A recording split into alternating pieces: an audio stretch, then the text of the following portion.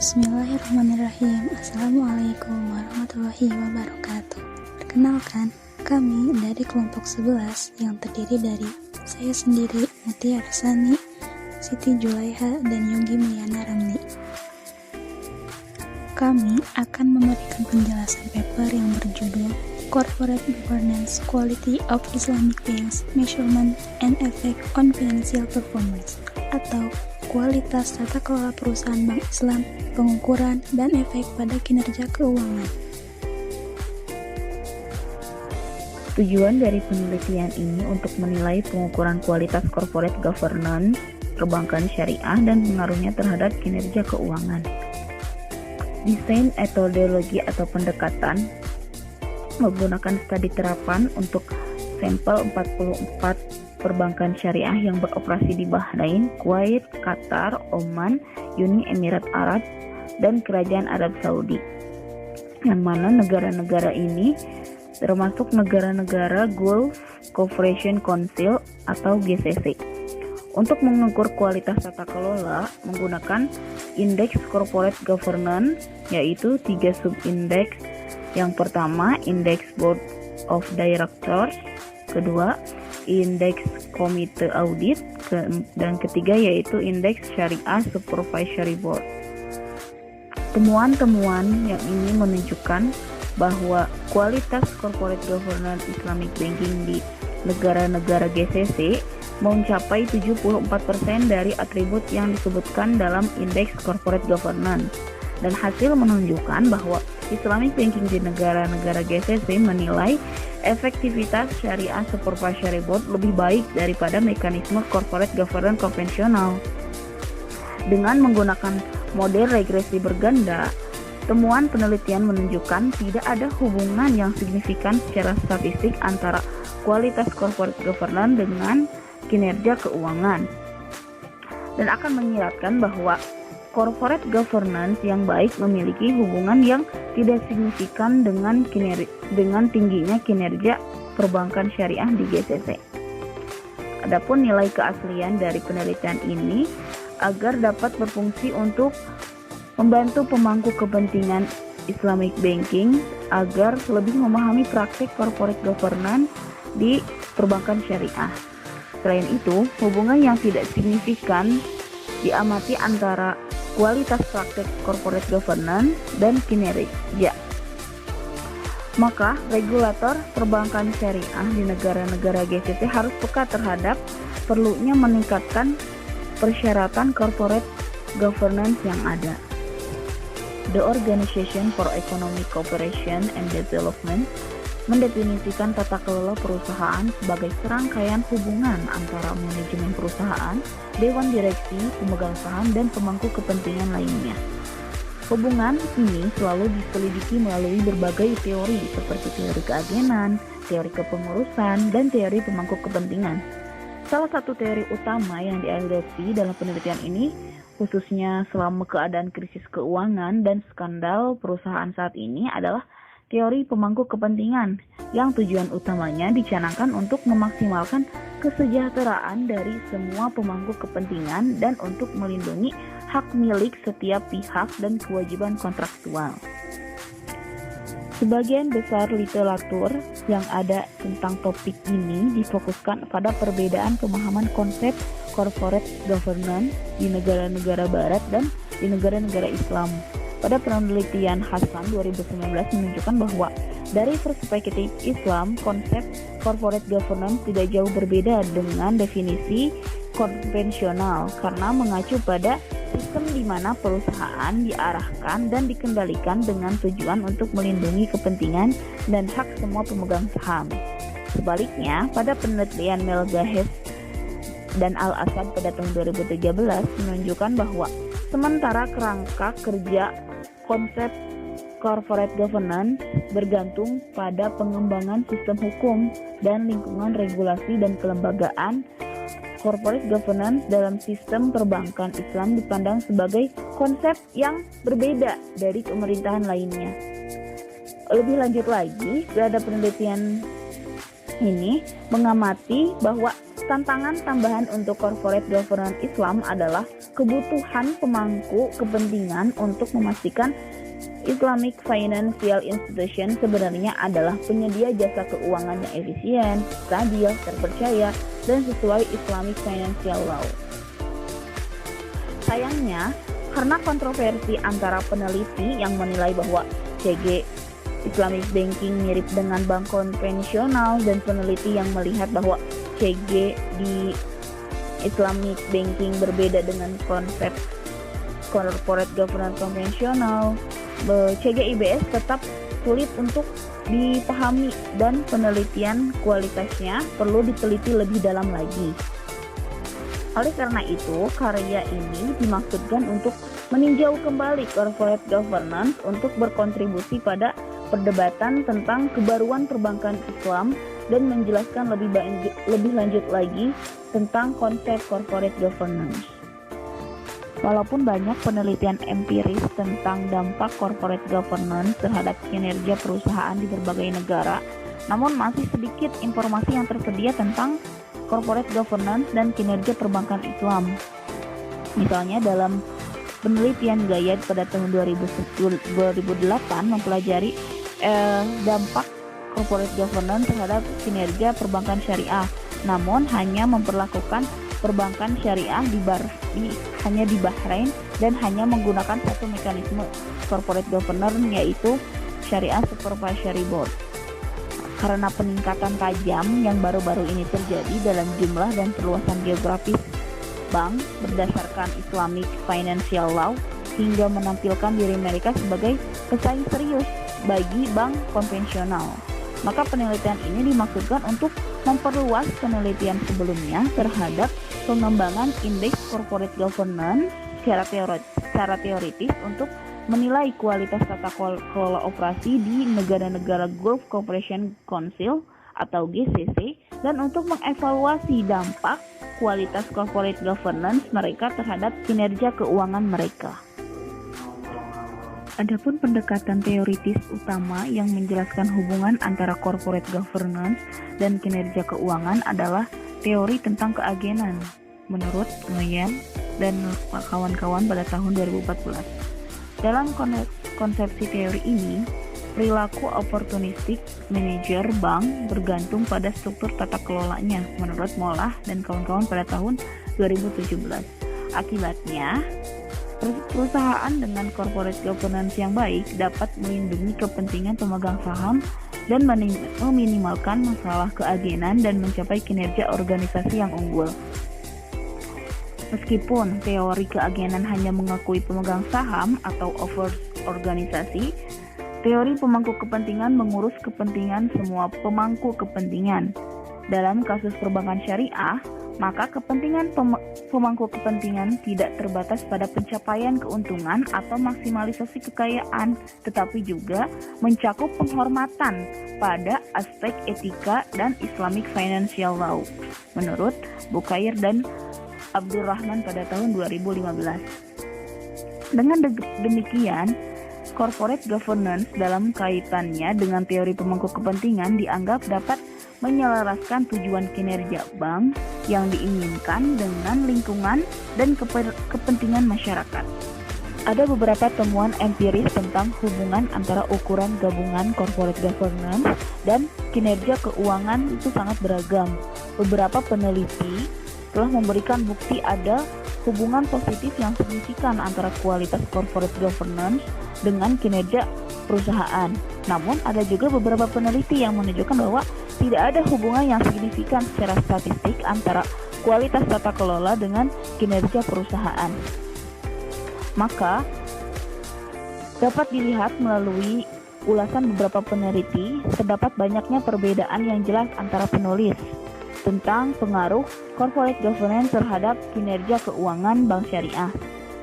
Oleh karena itu, penelitian ini akan meninjau kembali masalah tersebut dan akan memberikan hipotesis bahwa corporate governance yang baik akan meningkatkan kinerja perbankan syariah. Selanjutnya, Dewan Direksi dan Kinerja Bank Syariah. Menurut teori keagenan, fungsi utama Board of Directors adalah untuk memantau dan mengawasi perilaku manajer perusahaan untuk memberikan kontrol yang efektif terhadap manajer dan untuk mengurangi konflik kepentingan di antara para pemangku kepentingan. Dalam studi empiris tentang efektivitas direksi dan kinerja keuangan tidak meyakinkan, dalam penelitian De Andres pada tahun 2008 menemukan ada hubungan positif antara komposisi dewan dalam hal independensi dan kinerja. Sejalan dengan hal tersebut, dalam penelitian Al-Manasir pada tahun 2012 menunjukkan bahwa kinerja bank dipengaruhi secara positif oleh jumlah anggota dewan dari luar. Namun, dalam penelitian Pi dan Taimi pada tahun 1993 menemukan bahwa kinerja dikaitkan secara negatif dengan dualitas CEO dan tidak terkait dengan proporsi direktur independen. Lebih lanjut lagi, dalam Al-Saidi As-Samari pada tahun 2013 menunjukkan bahwa kinerja bank dipengaruhi secara negatif oleh proporsi direktur non-eksekutif, sedangkan secara positif dipengaruhi oleh dualitas peran. Selanjutnya yaitu Komite Audit dan Kinerja Perbankan Syariah. Peran utama audit komite adalah untuk menjamin kualitas yang lebih baik dari pelaporan keuangan yang diungkapkan. Efektivitas audit komite dibedakan dalam 3 fungsi variabel, yakni jumlah anggota, independensi, dan frekuensi rapat. Berkaitan dengan jumlah anggota komite, dalam penelitian Klein pada tahun 2002 menunjukkan bahwa peningkatan jumlah anggota cenderung memberikan pengawasan yang lebih efektif.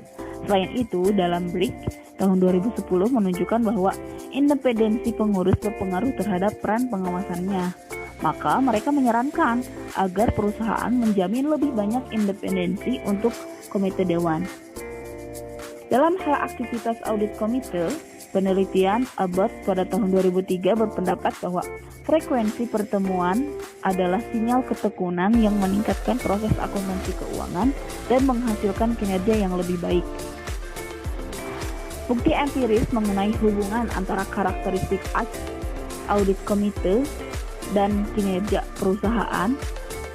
Lalu, dalam penelitiannya Chen dan Lee pada tahun 2008 menemukan bahwa kehadiran direktur independen ahli dalam aktivitas audit komite meningkatkan nilai perusahaan. Sebaliknya, dalam penelitian Opet Huxwong pada tahun 2010 menemukan bahwa ukuran komite dan frekuensi rapat berhubungan negatif dengan efisiensi pendapatan. Selanjutnya yaitu Dewan Pengawas Syariah atau Syariah Supervisory Board dan Kinerja Perbankan Syariah. Mekanisme Corporate Governance Islamic Banks yang paling khas dari konvensional itu adalah SSB. Mekanisme ini memiliki 3 peran utama, yaitu sebagai konsultan, mengontrol, dan memastikan. Peran utama yaitu meliputi sertifikasi instrumen keuangan yang diperbolehkan dan penjelasan tentang cara perhitungan zakat. Selanjutnya, DPS berperan penting sebagai mekanisme pengendalian internal dengan tugas mereview dan mengawasi kegiatan Islamic Banking. Dan terakhir, yaitu peran terpenting DPS adalah memastikan kepatuhan produk dan layanan yang ditawarkan kepada konsumen dan investor dengan aturan dan prinsip Islamic Financial Law. Oleh karena itu, setiap DPS mengeluarkan laporan tahunan yang menyatakan pendapatnya atas kepatuhan semua transaksi keuangan berdasarkan Islamic Financial Law.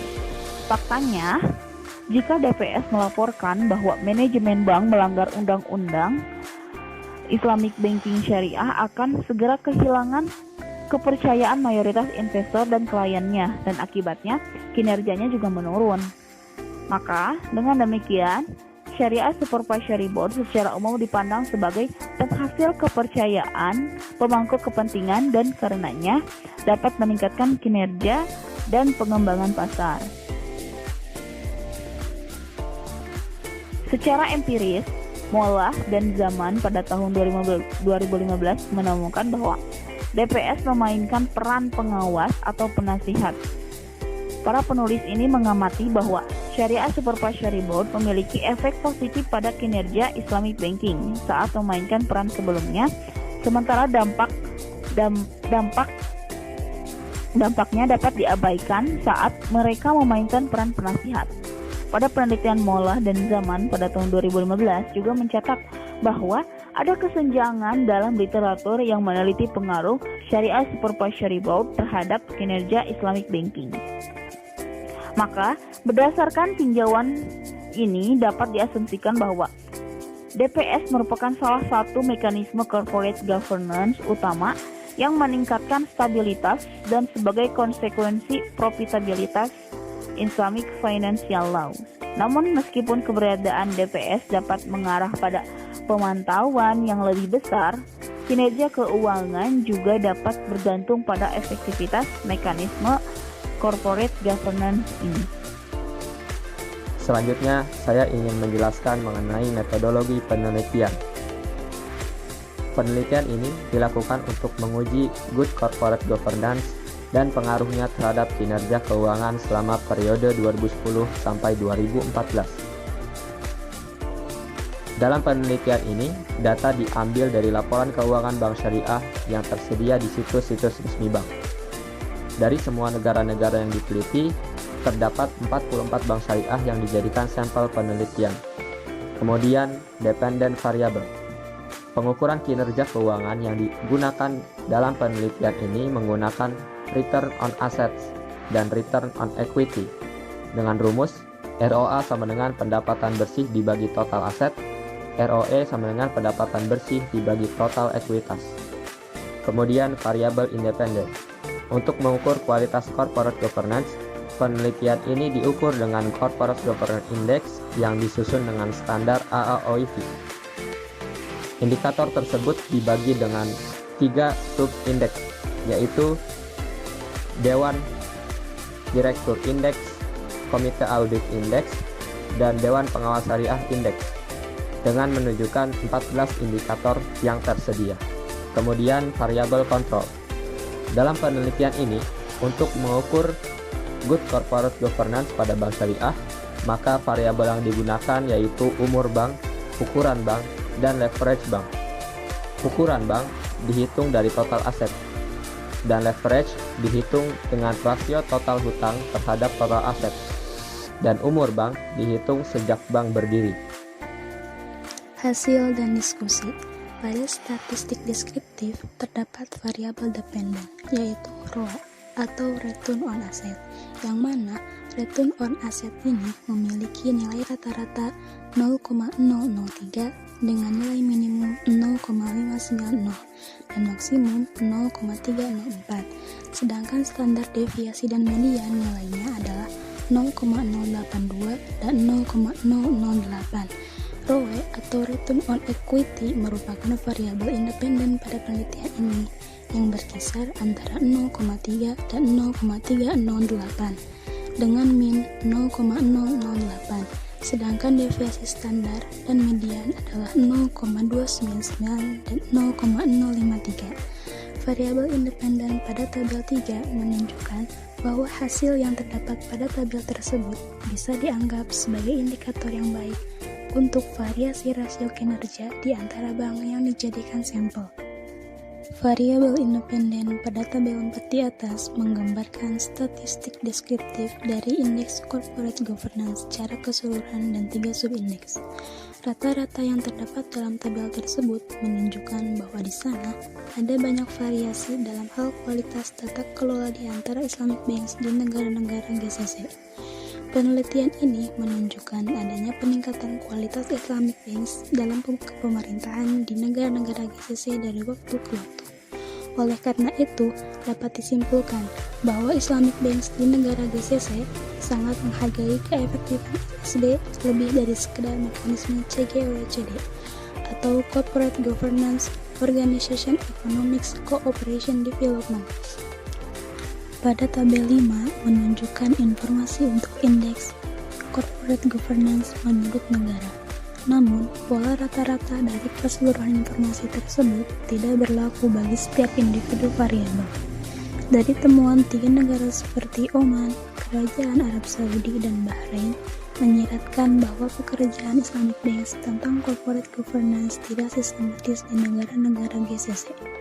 Oleh karena itu, karya ini merekomendasikan agar Islamic Banks lebih sistematis dalam bekerja pada semua variabel yang terkait untuk menjadikan corporate governance menjadi lebih baik dan lebih tinggi kinerjanya. Analisis korelasi. Pada tabel 6 menyajikan matriks korelasi persen untuk dependen dan jelas dan kontrol variabel. Pada analisis korelasi yang dihasilkan dari tabel 6 menunjukkan bahwa hasil tersebut bisa menjadi salah satu tanda ada atau tidaknya masalah multikolinialitas dalam estimasi. Multikolinialitas adalah suatu kondisi atau situasi yang menunjukkan adanya korelasi atau hubungan kuat antara dua variabel bebas atau lebih dalam sebuah model regresi berganda. Analisis multivariat. Pada tabel 7 menyajikan hasil regresi untuk indeks corporate governance secara keseluruhan. Untuk model yang disajikan dalam penelitian ini, masing-masing menunjukkan bahwa 43 dan 30% varians dalam kedua ukuran kinerjanya diinterpretasikan oleh Corporate Governance Index dan 3 variabel kontrol. Dampak kualitas corporate governance terhadap kinerja keuangan dianalisis dalam 2 langkah. Langkah pertama yaitu pada hasil regresi yang menguji pengaruh indeks corporate governance keseluruhan yang dihitung pada kinerja Islamic Banks. Langkah selanjutnya adalah menilai hubungan antara kinerja Islamic Banks dan 3 subindeks corporate governance. Subindeks corporate governance dan kinerja keuangan. Pada tabel 8 menyajikan hasil model regresi yang menguji hubungan antara corporate governance subindex dan kinerja keuangan dari 44 Islamic Banks di negara-negara GCC selama periode 2010 sampai 2014. Pada tabel 8, hasil penelitian menunjukkan bahwa independensi, dualitas, dan aktivitas direksi tidak berdampak secara signifikan terhadap kinerja Islamic Banks. Selain itu, tabel 8 juga menunjukkan bahwa leverage berhubungan negatif dengan return on equity. Oleh karena itu, Islamic Banks yang memiliki hutang yang lebih kecil memungkinkan akan memiliki kinerja yang lebih baik daripada memiliki hutang yang lebih besar. Uji ketahanan. Hasil DWH atau Durbin-Wahusman menunjukkan bahwa pada regresi return on asset dan return on equity terhadap pertama residu secara statistik tidak signifikan. Oleh karena itu, endogenitas dalam hubungan tersebut antara corporate governance dan kinerja di Islamic Banks adalah perhatian yang tidak signifikan. Kesimpulan, studi ini melaporkan temuan utama. Hasilnya mengungkapkan bahwa 74% corporate governance yang baik adalah yang direkomendasikan dan dipatuhi oleh sampel Islamic Banks. Penelitian ini merekomendasikan agar otoritas Islamic Banks menggandakan upaya mereka untuk menerapkan langkah-langkah reformasi corporate governance. Penelitian ini juga mencoba memperluas penelitian sebelumnya menuju pengembangan indeks corporate governance teoritis untuk mengukur kualitas tata kelola Islamic Banks dengan fokus khusus pada dampak kualitas corporate governance terhadap kinerja keuangan. Mungkin itu yang dapat kami sampaikan. Mohon maaf bila ada kesalahan. Wabillahi taufiq wal hidayah. Wassalamualaikum warahmatullahi wabarakatuh.